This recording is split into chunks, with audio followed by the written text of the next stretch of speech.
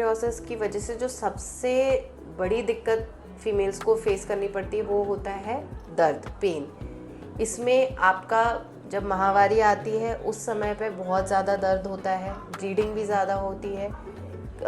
कुछ लेडीज़ में माहवारी आने से पहले ही दर्द शुरू हो जाता है। उसके अलावा जब हस्बैंड के साथ संबंध बनाते हैं उस समय पे पेन रहता है, कांस्टेंट बैक एक होता है।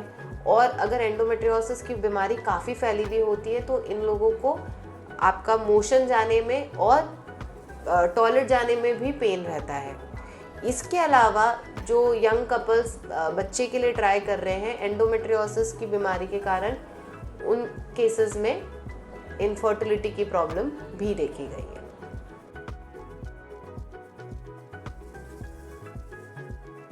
देखिए, एंडोमेट्रियोसिस के साथ जैसे मैंने आपको बताया है कि इनफर्टिलिटी की प्रॉब्लम काफ़ी जुड़ी रहती है।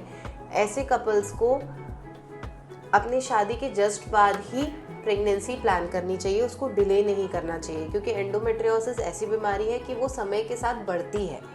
अगर आप इसके लिए सर्जरी भी करवाते हैं तो सर्जरी के बाद भी इसका वापस पनपना बहुत कॉमन है।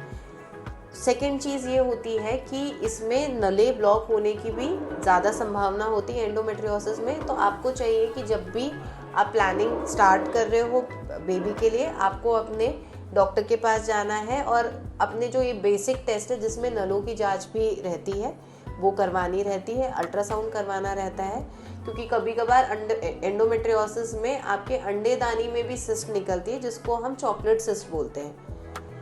अब इसके अगर ये सब स्टेप्स हो गए हैं तो हम आपका जो डॉक्टर है वो आपको बताएगा कि आपके लिए सर्जरी करेक्ट ऑप्शन है कि आपको डायरेक्टली वो दवाई दे के एग बना के ट्राई करने के लिए बताएगा।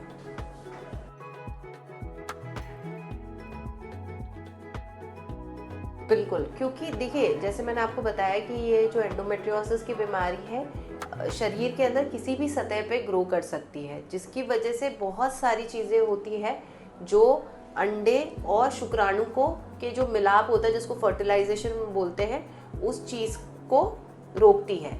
और जब हम आईवीएफ करते हैं तब हम जब अंडा बाहर निकाल लेते हैं और शुक्राणु और अंडे का जो मिलन होता है, फर्टिलाइजेशन हम बाहर करवा देते हैं और बच्चा बना के फिर हम उसको बच्चेदानी के अंदर डायरेक्टली ट्रांसफ़र करते हैं। तो इन कपल्स में आईवीएफ इनकी काफ़ी मदद कर सकता है।